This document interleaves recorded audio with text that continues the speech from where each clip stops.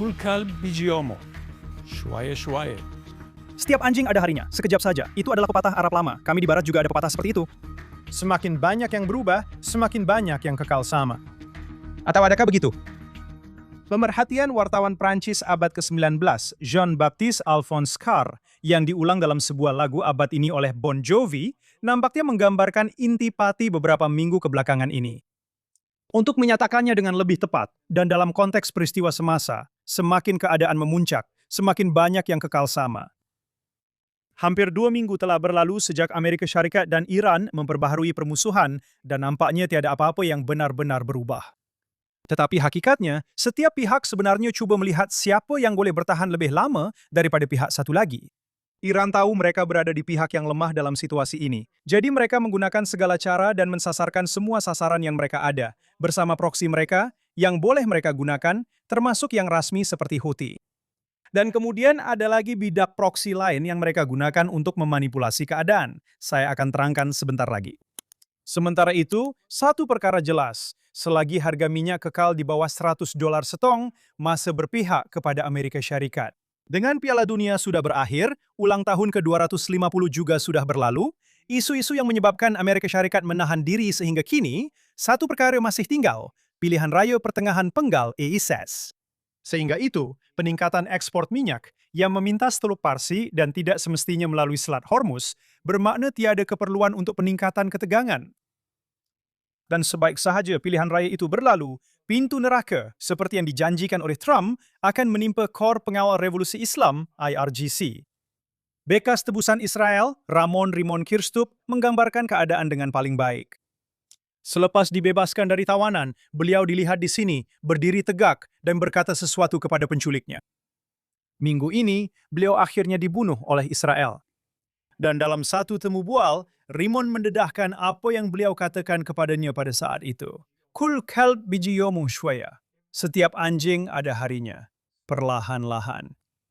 Dan itulah sebenarnya strategi dengan Iran sekarang dan proksi-proksinya.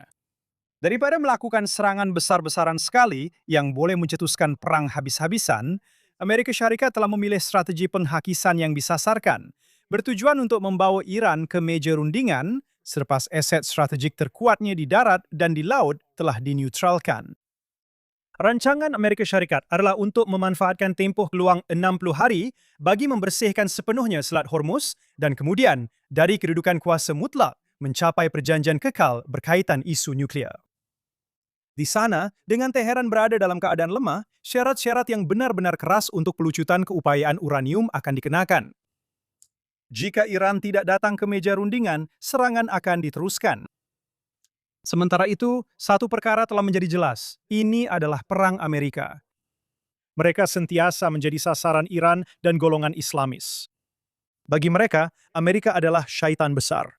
Israel, syaitan kecil, hanya menjadi penghalang kepada keinginan Islam untuk menakluki Timur Tengah.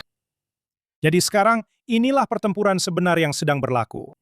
Iran telah dilemahkan. Mereka masih berkeliaran menyalak seperti anjing gila, berbuih di mulut walaupun kini telah dikebiri dan kecewa.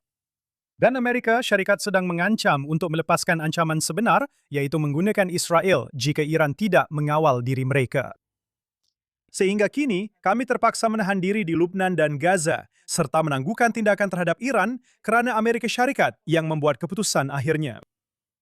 Jadi Iran, seperti yang saya katakan, sedang menggunakan semua optionnya, dengan menggunakan Houthi untuk mengancam untuk menyekat Laut Merah dan mengarahkan Hizbullah untuk mengganggu kemungkinan penyelesaian ketegangan di Lubnan dengan melemahkan usaha perlucutan senjata yang bermula hujung minggu ini. Dan kemudian ada apa yang saya panggil proksi yang dijadikan bidak, seperti J.D. Vance.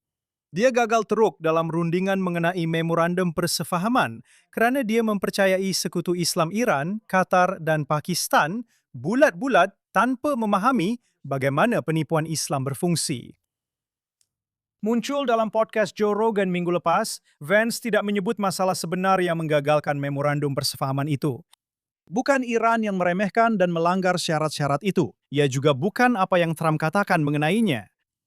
Ia adalah, bersedialah, drum di palu, orang Yahudi, sudah tentu. Dia sekali lagi menyerang orang Yahudi, mendakwa antara lain bahwa terdapat satu komplot yang dibiayai Israel untuk menggagalkan rundingannya dengan Iran. Wah, bukankah itu memang sempurna untuk dia?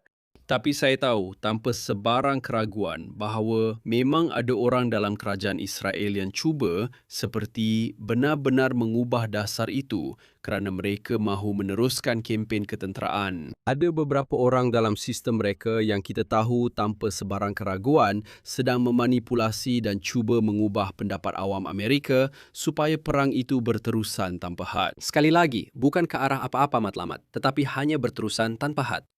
Semasa Perang Dunia Kedua, kuasa paksi menggunakan penyiar berbahasa Inggris untuk melemahkan semangat pihak bersekutu. Mereka mengejek negara mereka sendiri, memperbesarkan naratif musuh, melebih-lebihkan kekuatan musuh, dan coba meyakinkan pendengar bahwa pemimpin mereka korup, perjuangan mereka sia-sia, dan kekalahan mereka tidak dapat dielakkan. Siaran mereka sentiasa mengikut formula yang sama. Kerajaan Anda sedang menipu Anda. Pemimpin Anda tidak cekap, negara Anda lemah. Musuh itu kuat dan berada di pihak yang benar. Hanya saya yang memberitahu Anda kebenaran. Mereka menampilkan diri sebagai penyampai kebenaran yang berani, tetapi message mereka hanya mempunyai satu tujuan, yaitu untuk melemahkan semangat rakyat sendiri dan menguatkan pihak kuasa asing yang bermusuhan. Pada masa itu, mereka ialah Lord Haha dan Axis Sally. Hari ini, mereka ialah Tucker Carlson dan Megyn Kelly, dan kini malangnya J.D. Vance. Dan jika itu sahaja masalahnya. Seperti yang saya sebutkan tadi, ini adalah perang Amerika Syarikat. Jadi, kenapa ramai yang tidak melihatnya begitu? Ya, sebahagiannya adalah karena kecenderungan isolasionis di Amerika Syarikat. Tetapi bagi yang lain, ia adalah cubaan sengaja untuk mengalihkan tumpuan daripada dalang sebenar ancaman terhadap Barat. Salah satu masalah yang kita hadapi ialah perbincangan politik mengenai semua isu telah menjadi semakin dangkal. Bukan sahaja melalui strategi politik sengaja, Marxisme yang menumpukan pada slogan untuk mempermudahkan sebab dengan membangkitkan emosi, tetapi juga kerana intipati budaya Barat. Namun, lain halnya apabila individu atau media sendiri melakukannya. Tetapi apabila ahli politik kita dibentuk untuk mempermudahkan isu-isu kompleks, masyarakat menghadapi masalah. Tidak seperti tradisi real politik Eropa yang secara terbuka mengakui sikap sinis dan kerumitan, pemikiran Amerika cenderung menyederhanakan urusan antara bangsa menjadi drama moral yang ringkas, antara yang baik dengan yang jahat. Dan apabila watak-watak tidak selari dengan skrip itu, bahagian yang tidak sesuai akan diabaikan begitu sahaja. Inilah yang saya panggil sebagai Hollywoodisasi diplomasi, realiti asas bagaimana pemimpin dan media Barat mendekati isu-isu. Ini terutamanya benar apabila membincangkan kerumitan di Timur Tengah. Beginilah cara Barat akhirnya tersalah tafsir Timur Tengah berulang kali. Media, secara semula jadinya, bersifat dangkal. Platform sosial menjadikannya lebih teruk lagi. Algoritma memberi ganjaran kepada kandungan yang mencetuskan emosi, bukan konteks atau sejarah. Apabila klip 30 saat mempunyai capaian lebih luas daripada laporan yang berinformasi, pemimpin kejam boleh mengubah image mereka dalam sekelip mata hanya dengan melukar pakaian atau memangkas janggut mereka serta berlatih beberapa baris retorik yang mesra Barat. Kita pernah melihat perkara ini berlaku sebelum ini. Yasser Arafat adalah contoh klasik. Selepas Oslo, beliau berpakaian suit, diletakkan di halaman Rumah Putih dan malah diberikan hadiah Nobel walaupun beliau terus membiayai dan menggalakkan keganasan di belakang tabir. Ucapan-ucapannya dalam bahasa Arab jelas menunjukkan bahwa Oslo hanyalah taktik sementara. Tetapi Barat mengabaikan perkara itu kerana ia tidak sesuai dengan naratif moral yang mereka inginkan.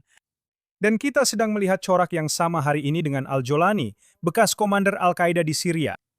Dia menukar pakaian tentera kepada suit yang ditempa khas, menghadiri temu bual dengan media Amerika, bermain bola keranjang di gelanggang, dan tiba-tiba dia dipasarkan sebagai alternatif yang pragmatik. Ideologinya tidak berubah, hanya penjenamaannya sahaja yang berubah. Apabila wacana Barat merumuskan segala-galanya kepada kuat lawan lemah, Israel, sebuah negara berdaulat dengan tentera moden, secara otomatis digambarkan sebagai penjahat tanpa mengira tingkah laku sebenar atau usahanya untuk mencapai persetujuan. Sementara itu, kumpulan seperti Hamas, pihak berkuasa Palestin, atau puak jihadis dilayan dengan penuh toleransi kerana mereka dianggap sebagai pihak yang lebih lemah. Serangan roket, hasutan, pembiayaan keganasan, sikap penolakan terhadap penyelesaian politik, semuanya dipadamkan atau dimaafkan sebagai reaksi terhadap penjajahan. Hasilnya ialah penyelewengan moral. Israel diadili dengan piawaian yang mustahil, yang tidak akan pernah dijangka dipenuhi oleh mana-mana negara demokrasi lain ketika mempertahankan diri, manakala para diktator dan pengganas diberi laluan mudah sebaik sahaja mereka menampilkan diri sebagai mangsa. Timur Tengah bukanlah sebuah filem Hollywood, dan memaksa ia mengikut naratif Hollywood adalah berbahaya bagi rakyat Israel yang membayar harga dengan darah. Misi Israel bukan sekedar untuk menjelaskan dirinya. Kita perlu memecahkan ilusi kebenaran ini. Namun ini bukanlah sesuatu yang baru. Kami sentiasa menjadi sasaran, sentiasa dijadikan alasan. Jadi sebenarnya hari ini, kami benar-benar menghargai para pembenci. Kami berterima kasih kepada Anda semua, termasuk mereka yang bodoh yang membuat komen di ruangan komen. Terima kasih kerana mengingatkan kami tentang apa yang Anda mampu lakukan kepada kami, tentang nilai-nilai Anda yang rosak, tentang segala yang Anda lemparkan kepada kami, tentang penindasan yang Anda lakukan terhadap nenek moyang kami, pogrom dan pengusiran. Kami menjadi terlalu selesa di sini di Israel kerana mempercayai pembohongan bahawa membuat konsesi kepada kejahatan akan membuat kami diterima. Bahawa Anda sebenarnya mahukan penyelesaian dua negara dan bukannya kemusnahan kami. Kami ingat bagaimana dari sungai Danube hingga ke lautan Atlantik, kami dibenci kerana terlalu Yahudi, terlalu berasimilasi, terlalu kaya atau terlalu miskin, terlalu berdikari, terlalu bergantung, terlalu apa sahaja yang boleh Anda reka tentang kami, semuanya untuk menyusahkan Anda. Tetapi kini, kami telah kembali ke Israel dan mampu melakukan apa yang tidak dapat dilakukan oleh orang Yahudi selama 2000 tahun. Semua ini membawa saya kepada dua peristiwa dalam kalender Yahudi minggu ini yang berkait rapat dengan realiti kita sekarang. Pertama, pada hari Rabu, kami memperingati Tisha B'Av, yaitu hari ke-9 dalam bulan Av menurut kalender Ibrani, hari yang menandakan berlakunya banyak tragedi bagi bangsa Yahudi, terutamanya kemusnahan kedua-dua kuil kami. Tetapi ahli sejarah Alkitab, Nathaniel Ellison, baru-baru ini menulis bahawa punca sebenar pengasingan bangsa Yahudi dan percubaan paling kejam untuk menghapuskan identiti Yahudi sebelum era moden sebenarnya berlaku 65 tahun selepas kejatuhan kuil kedua. Ia berlaku semasa pemberontakan Bar Kokhba, apabila bangsa Yahudi melakukan perlawanan terakhir yang terdesak untuk membina semula negara merdeka mereka selepas kemusnahan kuil kedua oleh Rom pada tahun 70 Masihi. Ia juga berlaku pada tarikh yang ditakuti itu, yaitu 9 hari bulan Av. Apabila pemberontakan itu gagal, Maharaja Rom Hadrian bukan sahaja menghukum para pemberontak, dia cuba menghapuskan dan memusnahkan segala-galanya secara budaya dan fizikal. Ahli sejarah Rom, Cassius Dio mencatatkan bahawa lebih 580,000 orang Yahudi telah dibunuh dalam pertempuran dengan ramai lagi yang mati akibat kebuluran dan penyakit. Ia merupakan kekejaman yang lebih dahsyat daripada kejatuhan kuil itu. Pada Tisha B'Av, kubu terakhir Yahudi di tanah Israel pada masa itu, yaitu kota Betar, telah jatuh. Pada Tisha B'Av, orang Rom benar-benar meratakan Yerusalem hingga menjadi debu, membina sebuah kota pagan di atas runtuhannya, yaitu Aelia Capitolina. Dan untuk memastikan hubungan Yahudi dengan tanah itu benar-benar dilupakan, Hadrian telah membuang nama Yudea dan menamakan semula wilayah itu sebagai Palestina. Selama 1800 tahun, nama yang dipaksakan itu kekal. Pengasingan itu bermula kerana sebuah empayar secara sistematik cuba menulis semula sejarah, menyederhanakan naratif, dan menghapuskan identiti bangsa kita dari tanahnya. Tetapi sejarah mempunyai ingatan yang panjang, begitu juga dengan rakyat Israel. Selepas hampir 2 milenia, nama purba itu dipulihkan dengan kelahiran negara Israel. Kerana Zionisme bukan sekadar satu idea, ia perlu diperjuangkan. Dan itu membawa kita terus kepada bacaan Taurat minggu ini. Bahagian ini bermula dengan salah satu adegan paling memilukan dalam Alkitab. Musa merayu kepada Tuhan, memohon agar dibenarkan menyeberangi sungai Jordan.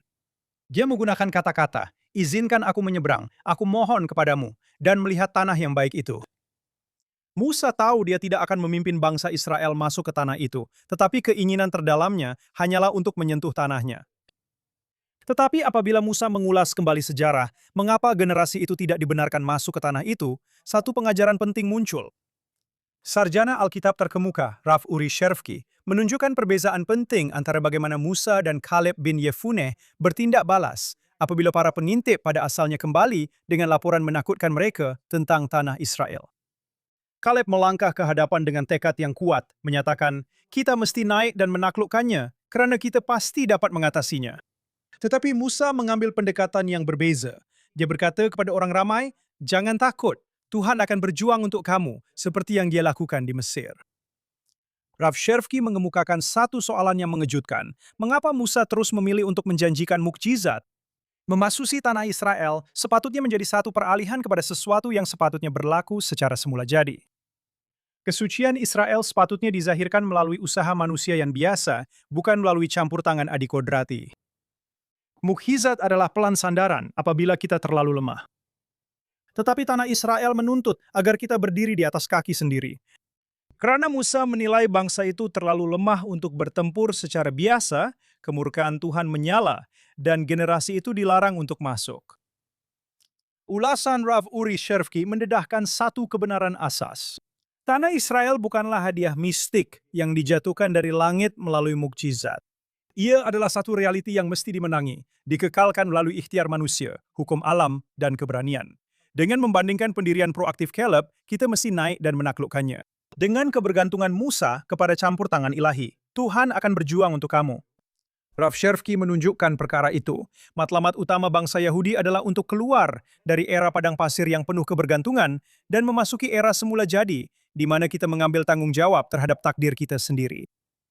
Inilah intipati utama Zionisme, jawaban tepat kepada cubaan Maharaja Rom Hadrian untuk menghapuskan kita pada Tisha B'Av. Hadrian percaya bahwa dengan membajak Yerusalem dan menukar namanya kepada Palestina, dia boleh mematahkan kesinambungan sejarah bangsa Yahudi secara kekal. Selama 1800 tahun dalam buangan, kita menangis, kita berdoa, dan kita menunggu keajaiban.